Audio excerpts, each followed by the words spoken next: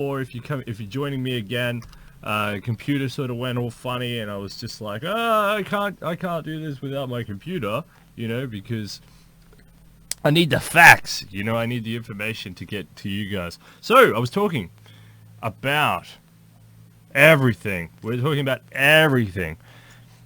Today in this world, it's all fake. It's fake. Everything's fake. We've got fake people, fake markets. We've got fake news. We've got fake wars. We've got, fake cars, fake manufacturing stats. We've got fake everything. Everything's fake. This show's real. This show's real, people. And this is what I want you guys to know. We want to try and make this as real for you as possible.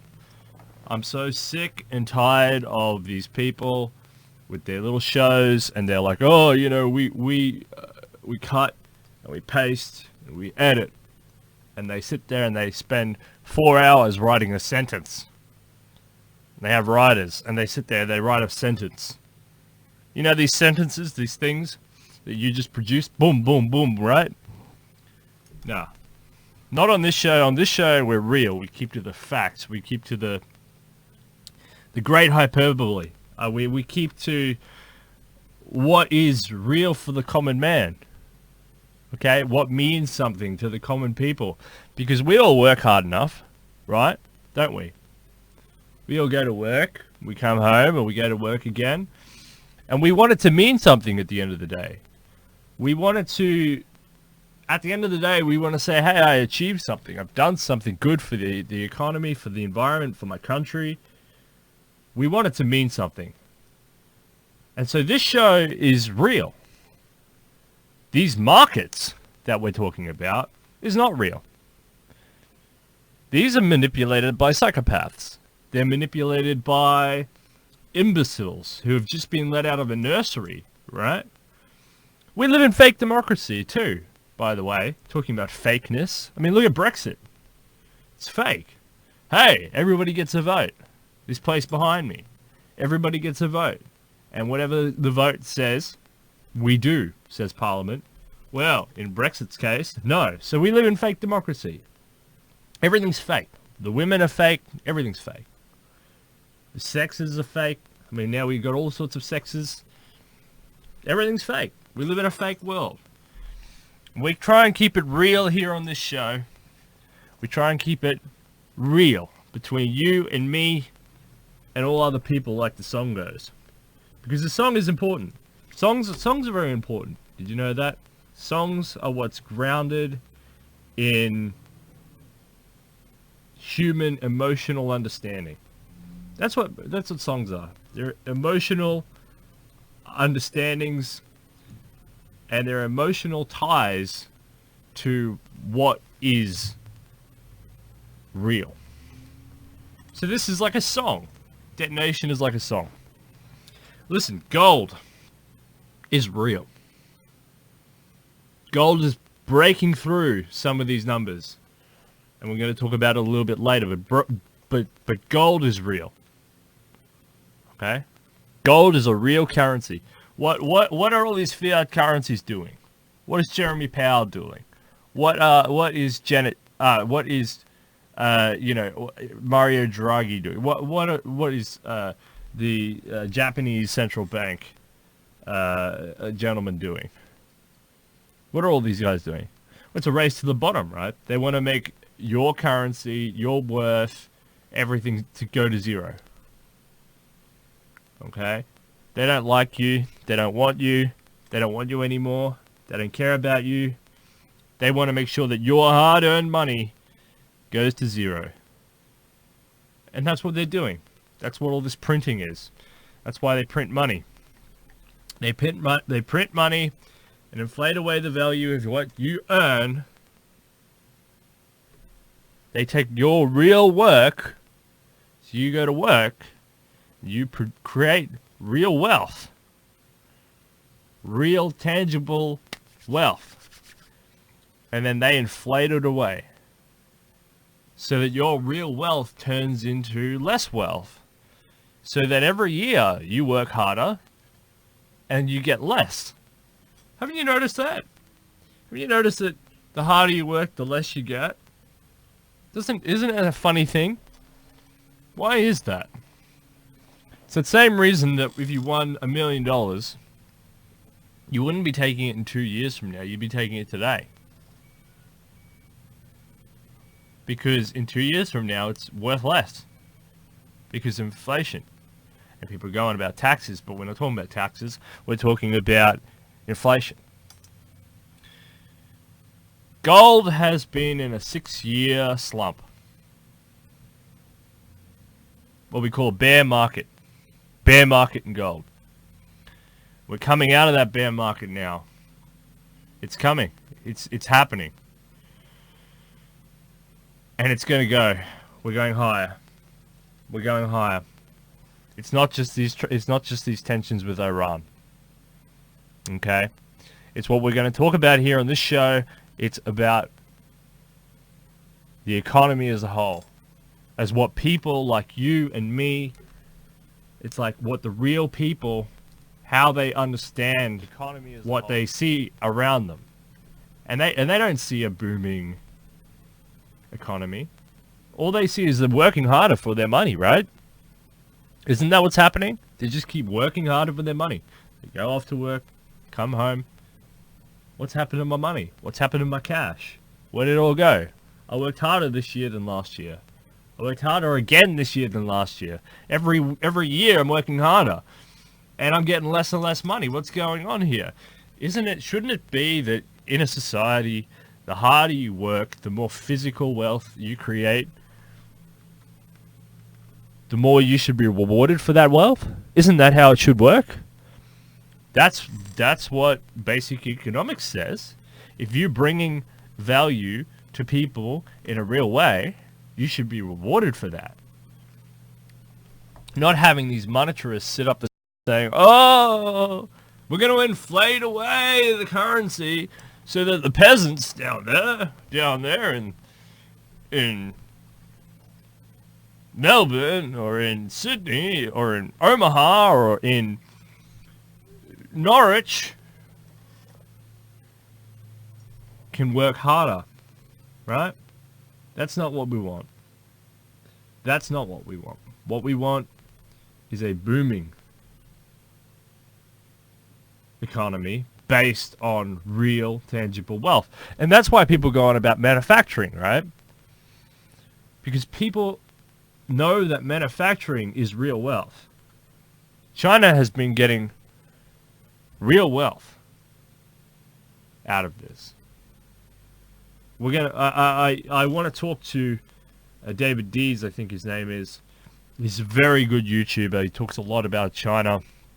He talks a lot about the Chinese, essentially the Chinese encroachment on, these Southeast Asian countries, on Australia in particular,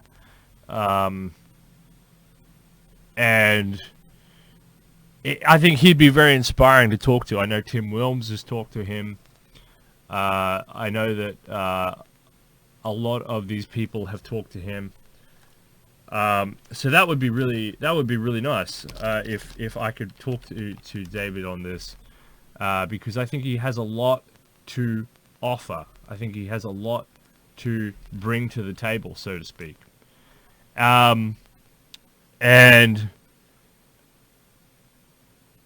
I agree with a lot with what he's talking about. These chai tea companies, chai tea. You go down and you see these chai tea companies,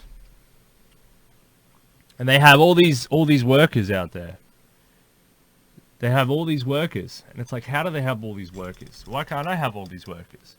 And then you realize, wow, it's because they're not paying tax, and they're underpaying, and they're paying cash, and they're skirting Australian labour laws. Wow, makes sense. I mean, I thought that was a really profound video of his, to call out some of these underhanded practices that skirt our labour laws. We have strong labour laws. You and I, if we disobeyed those labour laws, we'd be in the slammer. Bang. gone. Okay? That's just what's happening. We'd be in the absolute slammer. But why aren't we in the slammer? Because we didn't go into that business. And I can't say the rest, obviously. But I don't know how they get away with it.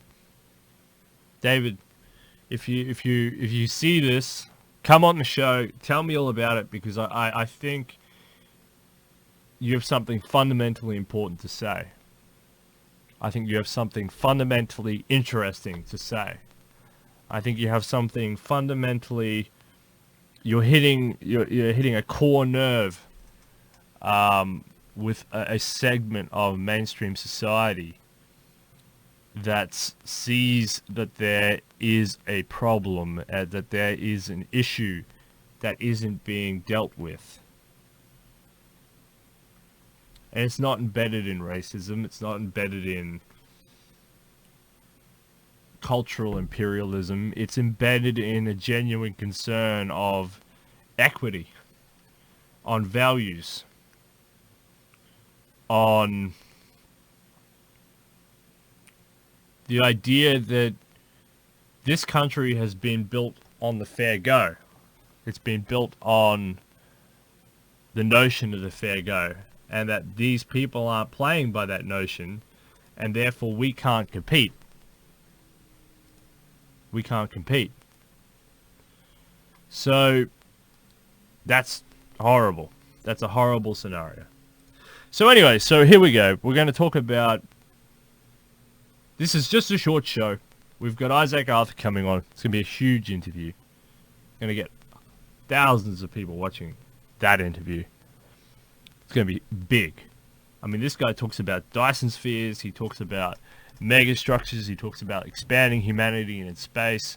He talks about huge ideas. He's a great inspiration. He's the modern day Isaac Asimov. I mean, this guy is a true hero. And I can't wait. I'm so excited. And that's going to happen because it's an American time. I have to sort of hang in there, and we'll do it really late here at my time, early morning his time. It'll all work out in the end. But that'll be a really big show. And because I want to provide the Detonation audience, because I know the Detonation audience is incredibly smart. And I want to keep the IQ high. I want to keep it being above par. I don't want a sub IQ audience coming on here and just trolling, because usually they're leftists, right? Because they don't know what they're talking about, because they don't talk about real things. They don't talk about what's actually going on. They'll just feed you the CNN jargon. They'll just say orange man bad. That's all that there is to the economy. But literally that's part of the plan, right? For 3 years they've been running around with Attorney General Barr and the Mueller report and all of this sort of stuff, going orange man bad, and it's kept them extremely busy, right? This is just useless activity. Attacking the president. And that's part of the strategy. That's part of what Trump wanted. Because as long as they're doing that, he can do other things and actually run the country. And that's fundamentally important. Trump has sacrificed himself in that way to keep these people busy. Nancy Pelosi, AOC, a whole bunch of them.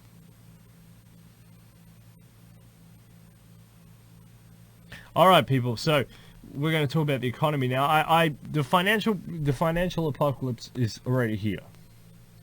We're living in a depression. We're living through a depression, and the depression can only get worse. Candidate Trump versus President Trump are two completely different people in terms of financial markets, in terms of the way he talked about money. And the way he talked about money was a big, fat, ugly bubble. He was talking about the stock markets. He was talking about the Dow Jones. He's talking about the S&P 500. He was talking about the NASDAQ. He's talking about the small cap 2000, the S&P 500 VIX. I mean, he's talking about all these indices, right? And he was saying it's a big, fat, ugly bubble.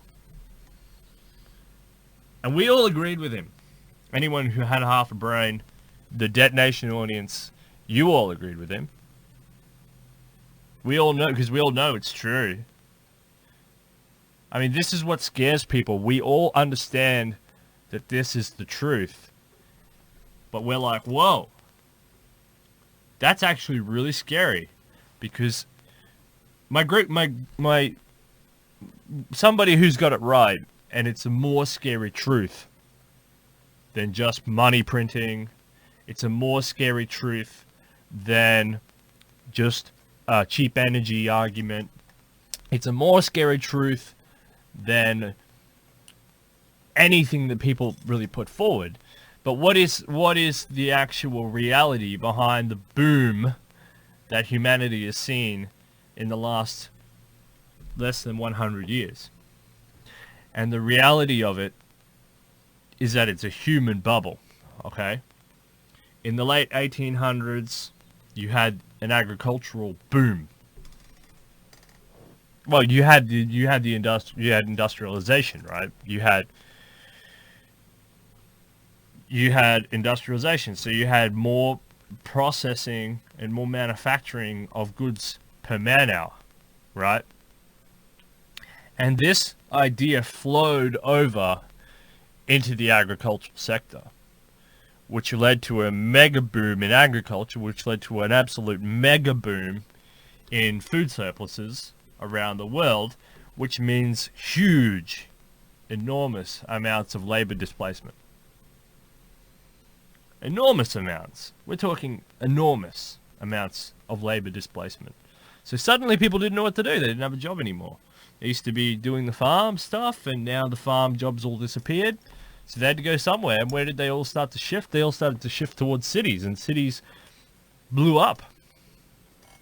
They expanded massively in size, and the labor diversified, so people changed their job habits. The job market changed, essentially.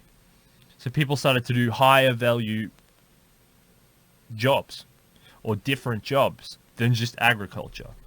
And so something that happened when people changed their job habits, because now they weren't involved in this agriculture, because the agriculture was producing an absolute mega boom in agricultural goods and products, which led to huge food surpluses, which also assisted in the population going up. And if you look at World War I and World War II, they're a blip in the aggregate people. They're a blip. They didn't hurt the aggregate population that much, despite the millions and millions and millions and millions dead. The big one was the medical boom after World War I. That was it. So you had this medical boom, and with the medical boom became vaccines and a lot of health supplements and penicillin, etc. These were the things that assisted the population to massively inflate. And then you had good Christian virtue signaling on top of that, which meant that they went out into the wider world and assisted these people with staying alive, essentially, being free from these diseases and such. So you had a massive population boom. One of the biggest population booms in the history of the world was the baby boomers. That's why they're called the baby boomers, because they were a boom in that population. And if you track all the charts, all these financial charts, all the oil charts, all the agricultural, everything, they all track together with the rise of the baby boom. And we're hitting the top of this human bubble. It's a human bubble. It's a bubble in humanity. And that's what we're talking about here on this show. We're talking about what happens when you have a dearth, when you have the end of that human bubble, when that bubble pops. Because I talk about the financial markets, and I talk about, the S&P, talk about the Dow, we can talk about the All Ordinaries, we can talk about NASDAQ, we talk about whatever you want. You're a smart audience, we can talk about all this stuff. But what are we really talking about behind the scenes? We're talking about a human bubble. Population bubble. And that bubble, ladies and gentlemen, will pop. It's been extended because of life extension, because of better health, better nutrition, better housing developments, better labor laws. People don't get killed in labor accidents. People don't die at 40 on average anymore. They're dying at 80. So we're talking about a mega bubble. And what does that look like? What does that look like when we've got a huge portion of humanity that's just going to die at some point? And all of these things will crash. Because the baby boomers have not been able to stave off this. The reason that you're getting a bubble, an end bubble in these markets right now, is because of the rates being so low. Okay, people, that's what you have to understand. The reason they push these rates so low is not only to try and get negative yields, like in Switzerland, like in Germany, like in the Netherlands. I mean, Switzerland is 30 years negative. 30 years negative. I mean, 30 years. You put your money in, okay, you wait around 30 years and you get nothing back, okay, on your yields. What is going on? That's disgusting. 15 years in Germany and the Netherlands, people. 10 years in Japan, Denmark, Austria, France, Sweden. 10 years. Okay? This is a human bubble, people. This is the real news. This is the news they're not going to tell you. This is people get older and they're going to die. But right now, they can't put it in bonds, so they're all throwing into the stocks. So you end up with this stock bubble with no real economy as the base. The economy is shattered, people. The economy's gone. There is no economy. If we're going to talk about the economy, we have to start talking about the stocks all of a sudden. That's what this show's about, telling you this gold and silver price right here, wherever it is. Here, right? Gold and silver. This is why this is racing up. It's not only about Iran and Syria and Israel, who want to desperately destroy Iran. Why do they want to desperately destroy Iran? Well, Greater Israel, right? Do you like it? Do you hate it? Are you a Zionist? I don't know. It's up to you. I'm not here to tell you what to believe. Lots of people hate it. Lots of people say, oh, Jewish supremacy should end. Lots of people love it, obviously. They say, oh, Jewish supremacy is a great thing. Let's go kill some more Palestinians. Hurrah, take the Golan Heights. That's up to you. Which side of the coin do you want to sit on? I mean, for Australians, I don't know why you get involved. Just those people live way over there. Let them run their own madness. Who cares? But I guess it's politics, right? So we have to pick a side, right? And if you go to your local church or wherever you go down to, even though that you go down, well, you have to pick a side, right? Is that what's going on? Is a lot of you people support Jews or hate Jews or support Palestinians or hate them or whatever because you have to go to church and they have to say, oh, I do this? I mean, this stuff is really important, people, because this could lead to global catastrophe. Like I had a guest on the last show. Go and watch it if you haven't seen it. Sorry about the sound on that show. I had a technical issue. But Australia is not prepared for a global conflict. We don't have any oil storage facilities.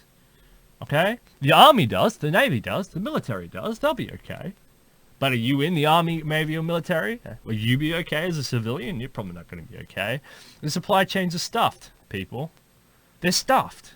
Okay, we rely on Singapore to set our prices for us. We don't even set our own prices, people. You go down to BP or Shell or any of those bloody ones on the highway over there. They're not setting their own prices.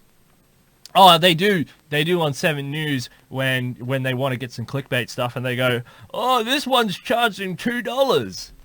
That's just clickbait. The oil barrel per oil price, which is the total price, is set in Singapore, people. It's a supply chain, okay? It's a global supply chain, and it's basically on demand. So it's how much demand does Australia need? We'll buy in that for the day. It's not for the day, but it's essentially that. We don't store it here. We don't have massive underground facilities. Okay? So if Iran and all this sort of stuff blows up, $120 oil price will sink our economy. We're gone, people. It's gone. And then stocks will go with it. And we're already in a depression. We're already, America is already in a depression. We haven't recovered from the financial crisis. If we had recovered, then why aren't rates at 25%? Why aren't they at 18%? Why aren't they at 10%? Why aren't they at something normal? Why are rates so low? Ask yourself this, people. Think. Oh, hang on. Why is the media telling me that the economy is great? Why is the media saying, "Oh, everything's fine, people. Don't worry about what's going on in Sydney and Melbourne at the housing market. That's fine. That's completely normal." Think, people. Think. It's not normal what's going on. Human bubble. People. So many people. They're popping. It's popping. It's because they're going to die. Okay, we got that. They've got nowhere to put their money. They put it either into high risk stuff. Remember the tech bubble? Do you remember the tech bubble, people? Do you remember that? Everyone was like, "Oh, it's going to be biomedical stuff that's going to be the next thing." And it went up. And all of a sudden, everyone's got rich. And then, boom, it just disappeared. Remember that? What happened to this biotech, huge mega industry that was supposed to happen? It's not here. It doesn't exist. It doesn't happen anymore. It didn't happen. What is going on, people? No, because they have nowhere to put their money.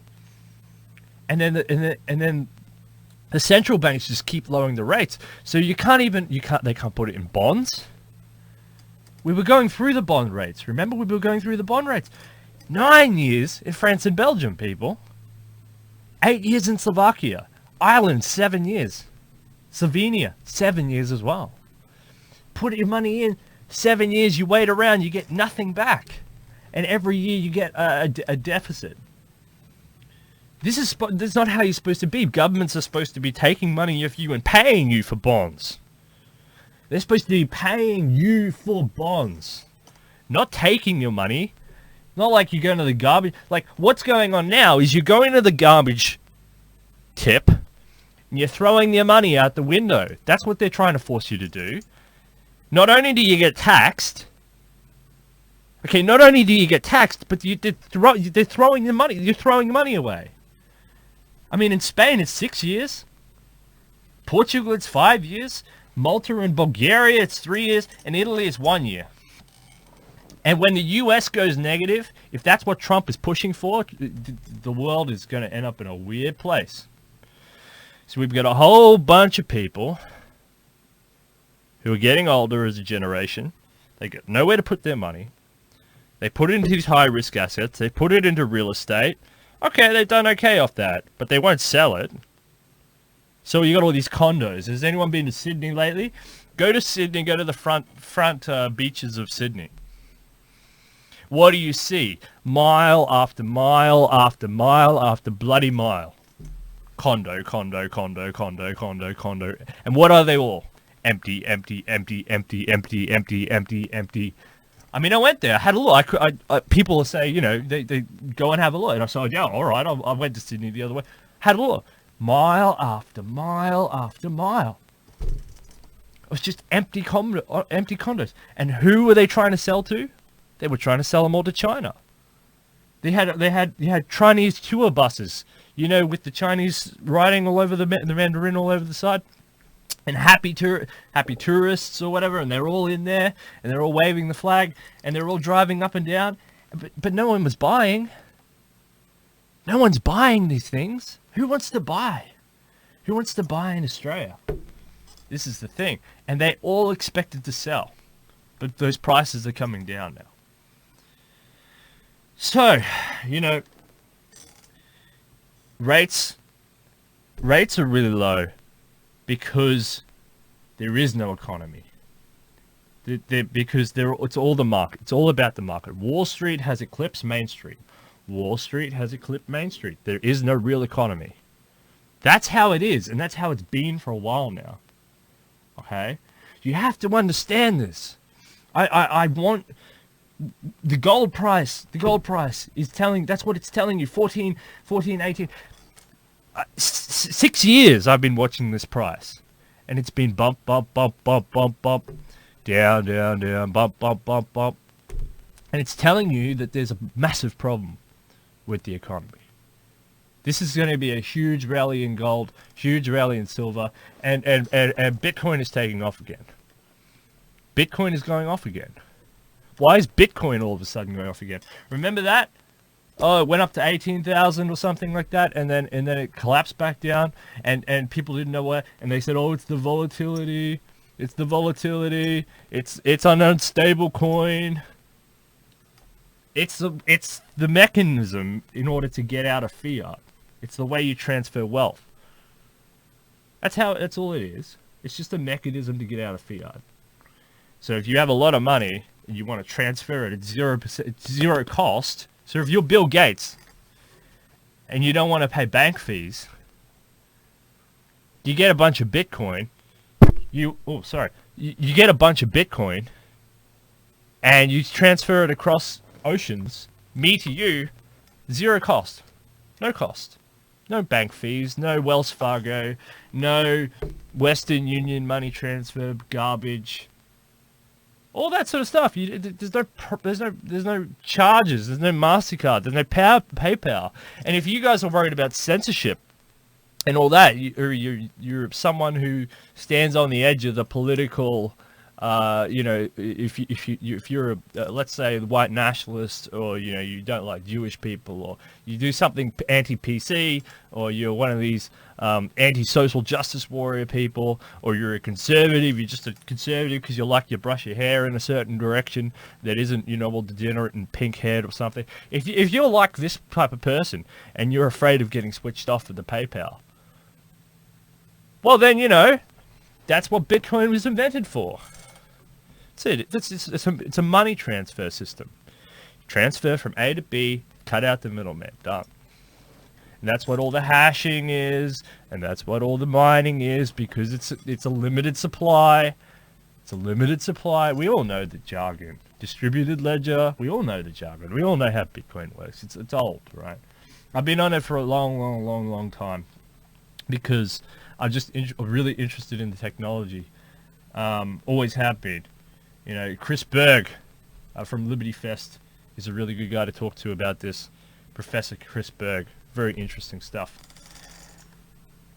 Anyway, so look, the economy is a human bubble.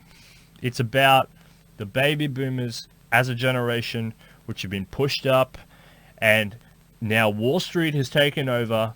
Those people are about to die, and the resources that they accumulated are being misallocated by fat cats and capitalists.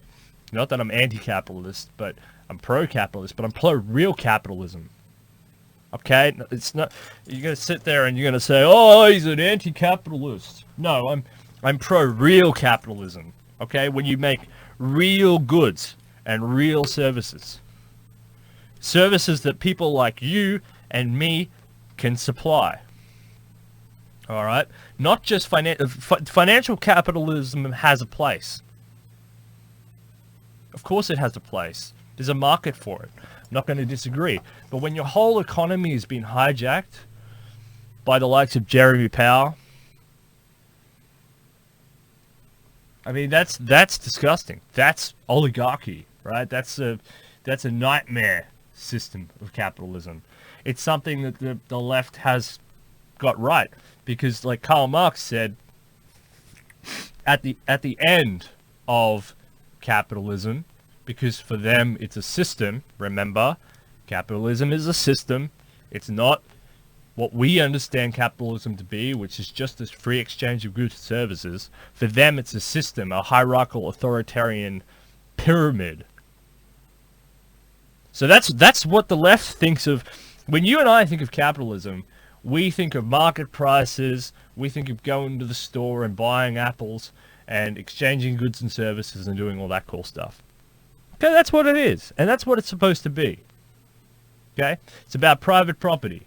It's about I own something and you own something else. And if you come near me, boom, boom, right? If you're trying to take it from me, I'm going to shoot you, because I'm defending what I own. And you can shoot me if you do the same thing.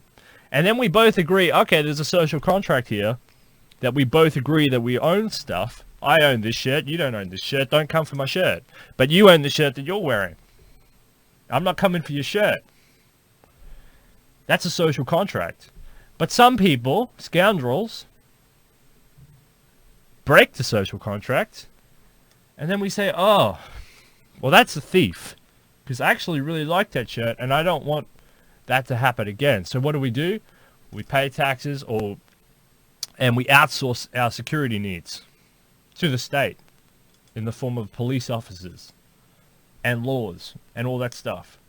And you can't go into the theory of, what if we privatized the police force, or what if we privatized the court system or something like that. It doesn't happen that much.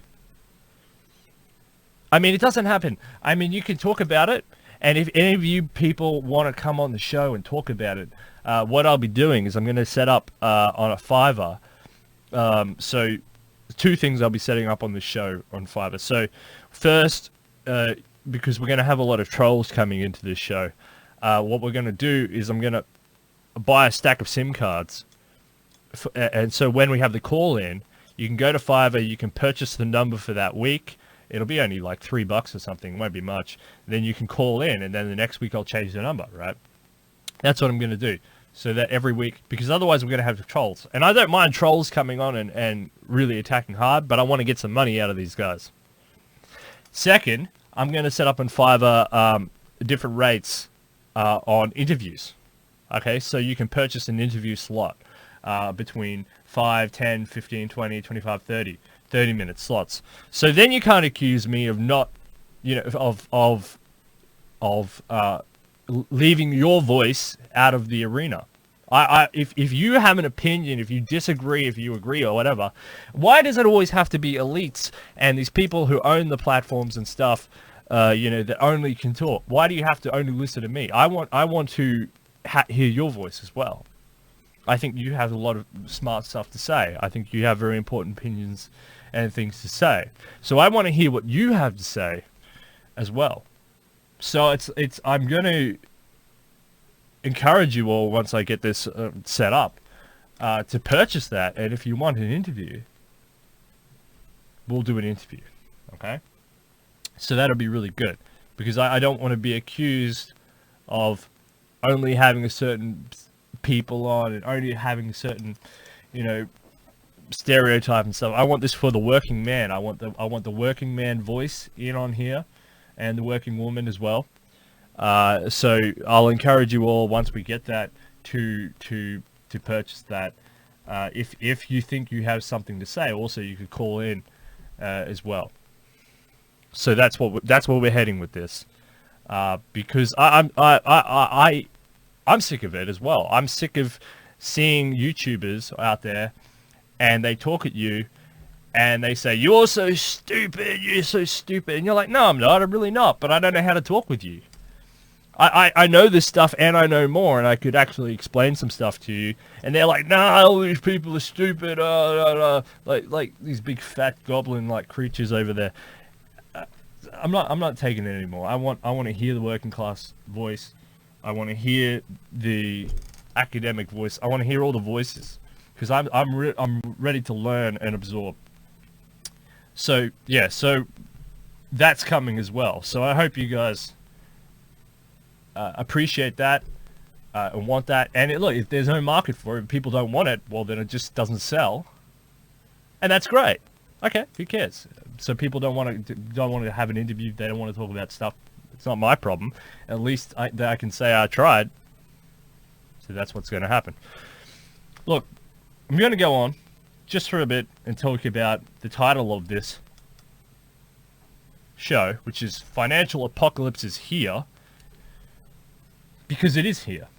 And what am I talking about? I'm talking about new home sales in the United States. I've just come out with some data. New home sales, they're down, man. They're down 35.9% in the West. So the West of the United States, 7.8% overall, and prices are down 8.1%. So in a land of lowering interest rates, where Jeremy Powell is trying to push those interest rates down, you're getting massive collapse in the housing market. And remember people, the housing market. What does it mean when there's a collapse in the housing market? Well, that has a flow onto retail, right? That has a flow onto retail, because if you go down to Bunnings in Australia, you go down to Bunnings Warehouse, or in America it's Walmart or online or whatever, you buy things for your house. You buy things to put in your house. You buy things to build your house. You buy materials. There's people who service those things, and on and on and on and on, right? You yourselves might be in that industry.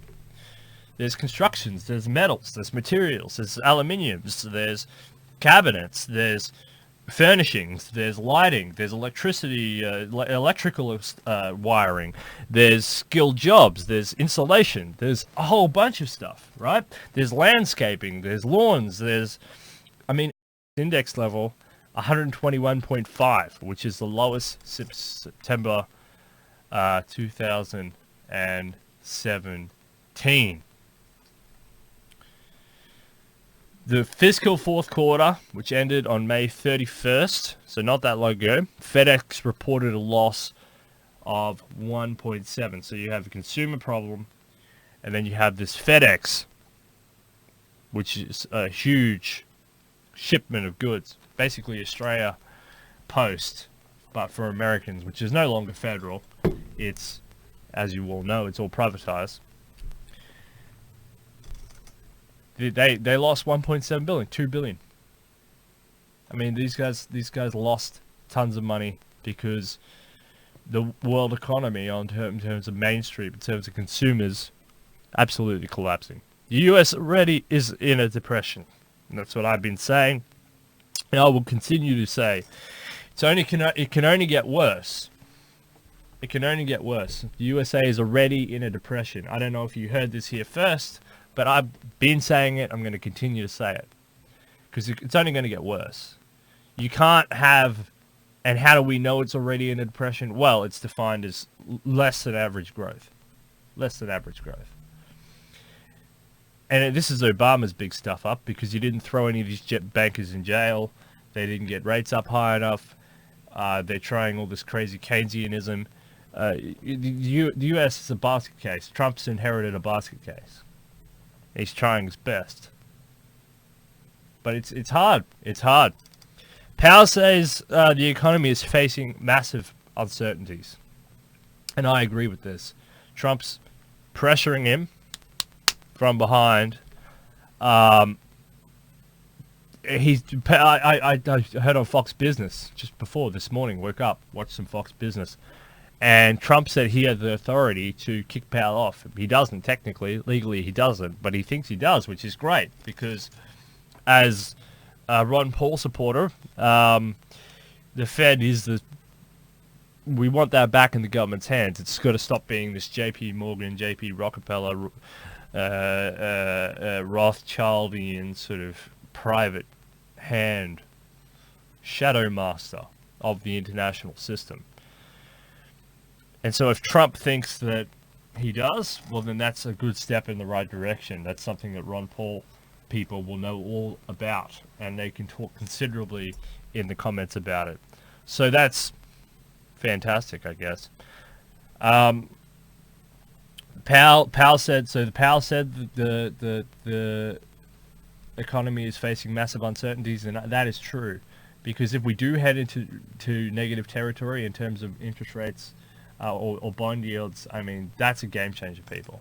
That's an absolute global game changer. The point is they're never going to raise rates at this point in time.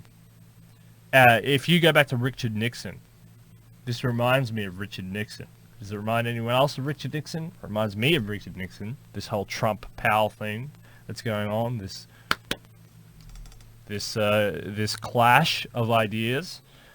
If you go back to Richard Nixon, you remember Arthur F. Burns, right? He was the Fed policy chairman. He was a Fed chair, and Richard Nixon pushed him hard to keep rates low for that next election. So that's incredibly interesting, right? It's like we're reliving the Nixon era. You ever thought about that? Did you ever want to relive the Nixon era? Well, we're reliving it now, people, and it's what's happening. The Fed is going to cut rates. That's Goldman Sachs. Goldman Sachs is talking about rate cuts again. Rate cuts. We don't need a rate cut. The economy is going, in terms of the official figures and things, the economy is going great. It'll probably just overheat the market. But the reason behind the rate cut isn't to do with the dual mandate of inflation targets and low employment, which is what Powell will be telling you. Okay, so Powell is sitting there saying, well, I have to follow the dual mandate. Okay, you have to follow the dual mandate. You have to follow the dual mandate of 2% unemployment, 2% inflation, and a full rate of employment, right? But that's not the truth, because the truth is there's a race to the bottom in fiat currencies. If I had toilet paper here, I don't have toilet paper, but that's what fiat currencies are. They're just toilet paper. Okay, people go to work to take home a cash packet of toilet paper. That's the truth, and they're devaluing it, and there's a race to the bottom in this toilet paper fiat currency system. It's toilet paper, people. You're working for toilet paper. That's all you're working for. How do banks make money? They write a loan. They sell to another bank. That bank charges that bank for a fee. They all make money. That's it. And they just do that thousands of millions of times. The Fed is likely cutting rates again. So Goldman Sachs says Wall Street isn't going to give them a choice. So Goldman Sachs runs everything. If you look at Trump's cabinet, if you look at his financial advisors and all that, it's all Goldman Sachs crew. Drain the swamp. Remember that? Well, if you like Goldman Sachs, the swamp has been drained. It's the truth of it. Trump's just the front guy. I like Trump, but Trump's just the front guy. It's all Goldman Sachs back there. Depends what you think about it. Doesn't matter what I think about it. More than 300 companies, I mean, this is just news this week. 300 companies are talking to government officials in Washington this month because they're getting impacted by the global crisis that's going on. 300 companies. That's a lot of companies. It's a huge number of companies. And they're all having a whinge because they never bought Bitcoin. No, but they're this is an indicator of the real economy having a grumble against these fake markets, overvalued markets. And why do these markets keep going up? Again, because they're overvalued. Because they're overvalued, they keep going up. That's how it works. So when you wake up and you see, S&P 500 up again, or the ASX 200 is up again, or the All Ordinaries is up again, or the Dow Jones New Zealand is up again, it's all because they're overvalued. And being overvalued and having interest rates going lower, people have to push more money into these things. And then they go up in value. Okay? So, major companies are ringing the alarm bells trying to warn Washington about more tariffs because Trump is playing hardball, man. As we talked about earlier in this broadcast, if you want to go back and watch that, we talked about how, and I'll do a bigger report on that, and we've done it in previous shows, but the tariffs, the war with China in terms of the tariff trade war, isn't about the consumers. It's a tax on consumers. The American government is starving. It's starving for cash, so they're taxing the consumers. They don't care if they have to pay more for their goods and services. If you look at inflation rates, the real number is probably somewhere up at 9%, right? You dump tariffs on that, and then you dump taxes on that, and everything like that. You're looking at massive amounts of discrepancy in between how much people make and how much they're paying for goods and services, and then people wonder why they're either homeless or living in their car, and they're saying, I just can't get ahead. I don't know why. I just can't get ahead. Why am I living in my car? Why am I living? I don't get it. Why am I living in my car? Why am I living in my car? I don't know. That's a hard one. That's a difficult one. But Trump is playing hardball, people, and he's thinking of raising tariffs. Well, he raised tariffs on $200 billion worth of Chinese goods up to 25%. So we know that. But what did China do? Well, China said, all right, we're going to go $60 billion back at you. Remember, America can play up to $500 billion in this game. So America's got way more headroom. I mean, America's just like having fun, right? America's like, we got this covered, Joe Blow. We've got it. We've got up to $500 billion. Where's China going to stop? 200, 300 billion, right? So they're going to run out of headroom, and they can feel the ceiling coming up. So China's retaliatory tariffs were 60 billion. But then what happened? The Dow Jones went whoop. Because of these national security things, because of these labor things, and because of other things. But the Dow Jones, we all remember that massive surge. The Dow Jones just went whoop, massively up. And that went up huge. And then Trump turned around and Trump said, well, you know what, actually, we're going to put 300 billion on China tariffs. Because remember, he can go up to 500 billion. He can go up to 500. So he said, all right, China, you want to play hardball with me? You want to put $60 billion of tariffs on me? 300 billion. And he's used it as a threat. That's huge. That's massive. That's amazing. That's real news. 300 billion. China tariff threat. The global economic crisis is coming, and it's coming because eventually you run out of other people's money, as Margaret Thatcher said. Remember Margaret Thatcher, the Iron Lady? Socialism and all that? Well, it's essentially socialism that's going on. The Eurozone crisis is socialism. It's an interconnected debt crisis. The United States is playing that same thing on a global stage. But the unprecedented advantage, the exorbitant privilege, as written by some French philosophers and others, of being able to print their own money ad infinitum. It's a good system because it's the petrodollar. That's what the well, it's not exactly the petrodollar, but it's kind of built off this notion of the petrodollar, right? Which is what people are fighting over in the Middle East. Saudi Arabia. Why won't they attack Saudi Arabia? Why do they keep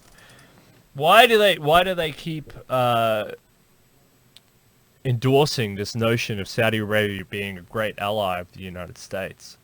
Well, a couple of reasons.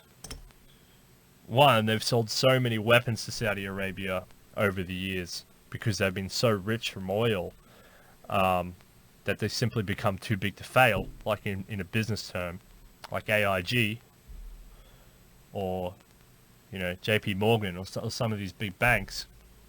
They've become too big to fail.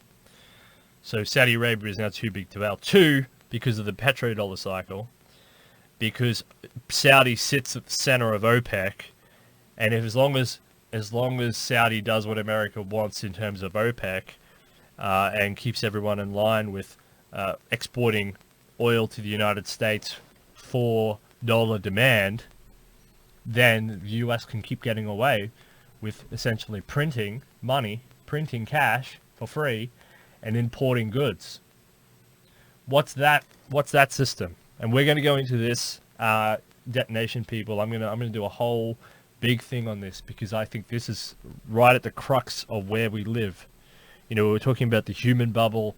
We're talking about the death of the baby boomers and where all their money is going to go after this and all this sort of stuff. But we're also talking about the end of Bretton Woods. And I'm going to do a huge thing on this for you guys, because I think this is really, really super important. Because people don't talk about Bretton Woods. They don't talk about what Bretton Woods is or was. They don't talk about they don't understand the collapse. Because lots of people think, and I don't know why, I don't get this, I don't understand this, I don't know what we're talking, I don't know this. But lots of people think that the UK, Great Britain, was dead after World War One. They say, well, you know, World War One killed a lot of people, therefore the United Kingdom was gone as an empire after World War One. It's not true. It was stronger than ever after World War One. It subsequently got decayed, and they lost the India over time to Nehru and Gandhi and such. It happened. Okay, there was a decay, and World War II was the death knell. But it wasn't the end. World War One was not the end of the United Kingdom. The United Kingdom actually maintained and somewhat expanded after World War One. Some other empires didn't do so well. Germany obviously lost all its overseas territories and things like that. Treaty of Versailles was horrible on Germany. I think John Maynard Keynes, who we complain about, but he's a very smart guy. And I think let me just double check this for you guys, because I don't want to misquote, but I'm pretty sure, and before I do, he said this isn't going to be, this is, the Treaty of Versailles is a ceasefire. Okay, let me just double check that for you. John Maynard Keynes ceasefire treaty of the Versailles.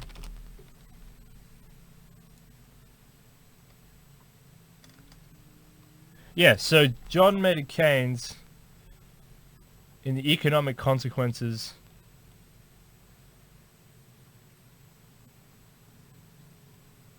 yeah, so he basically argued that in this book that it was a ceasefire. It was a ceasefire. The Treaty of Versailles was a ceasefire. He knew that Germany would rise again. He didn't know in what fashion. Weimar Republic was never the ultimate representation of Germany, because as we talk about this show all the time, Germany is a cyclical country. It goes through strengths and weaknesses. Okay, it goes through cycles of strengths and weaknesses. And the Weimar Republic was obviously a weak point in Germany's history. Financially, it did not too bad. But then they adopted the National Socialist thing with Hitler, and on and went, right? And right now, Germany is a weak country, but financially strong. But this is after the Weimar Republic period, essentially, or the post-World War II period, where they got their real economy through the Marshall Plan, funded by the Marshall Plan, strong again. I mean, you look at the development of Germany straight after World War II. I mean, this guy was a global power again within 20 years, less than 20 years. I mean, Germany is a phenomenal country. It's absolutely astounding country. But anyway, the petrodollar cycle is what we were talking about, and this is why they won't attack Saudi Arabia. So, because Saudi Arabia sits at the center of OPEC, and they ensure that they keep the prices right and that everybody keeps going on. But the Bretton Woods system, which is the post-UK system after Great Britain collapsed at the end of World War II, The United States filled the void of the global superpower. It was matched by the Soviet Union and Russia. So there was this sort of duopoly of powers. But the United States essentially was winning from the outset. The nukes has always and will always be the hairy man in the middle. It'll always be the offset, because anyone can have nukes essentially nowadays. I mean, even North Korea has nukes. There's a technical term called nuclear latency. And what is nuclear latency? Nuclear latency means the time frame in which your country can indigenously produce weapons of mass destruction, i.e. being nuclear weapons, right? So Australia, for example, has a nuclear latency of about 7 months. So Australia, in 7 months, could build a facility, design and construct nuclear weapons. Done. 7 months. That's our nuclear latency. Japan is like 3 months or 2 months, something like that, even though they have non-ballistic ABM treaties and a whole bunch of treaties which prevent them in Article 58 Constitution, a whole bunch of things which prevent them. But they've got a quick nuclear latency. Israel is pretty much instant, because all Israel has to do is admit they have nuclear weapons, which they always say, oh, no comment, we don't really say we have nuclear weapons. They've got about 400 nukes or something. Everybody knows it. They've known that since the 60s. 70s. Yom Kippur War. I mean, it's a really old... They've always had nukes. They've always had nukes. It's always been this post-Soviet crisis. They've controlled... I mean, they've been running around inside of Congress in Washington and things. And the ADL and stuff, and they've had nukes forever. Everybody knows that Israel's had nukes. They just don't admit it on a global stage. And so Bibi Netanyahu, he gets up there at the UN and he holds up. Remember, he held up the Iran bomb. Remember the Iran bomb? And he said, Iran is here, and Iran is going to here, and if we don't do something, Iran will be boom. Says him, with 400 nukes that he won't admit the country has. Right. But anyway, the world is going into a post-Bretton Woods system, and this is where Trump is taking us. Post-Bretton Woods system means that the United States will cease to be the big, giant consumer importer that it is. The rest of the world can't function without the United States.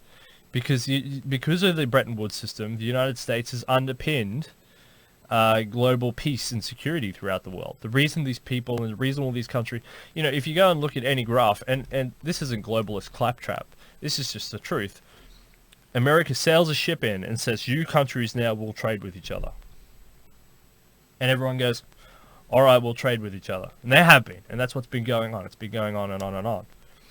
And if you think about it, there hasn't been a global conflict since World War II. I mean, that's a long time. And that's a long time of unprecedented growth, right? And then you got little upstart countries like China, which say, ha, we can accelerate our development by ripping the United States off. And that's what they've been trying to do.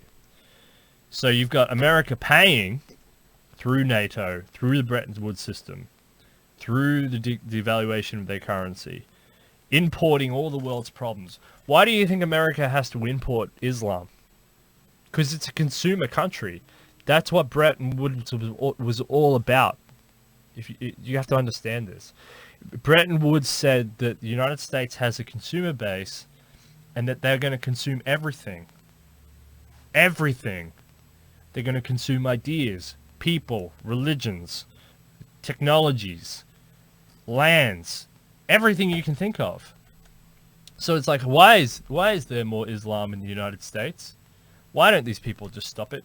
Because they can't stop it. Because this old 1950s treaty, which underpins the world, forces them to be a consumer country that imports everything. And Trump is saying, the country is bloated. The country is bloated. We can't take anymore. We can't consume anymore. We're full. We're stuffed to the brim. And that's the end of Bretton Woods. Get the ships out of the ocean. That's what he's saying. Get the ships out of the ocean and let these other countries deal with their own security. We built these countries up. And this is what he always says, right?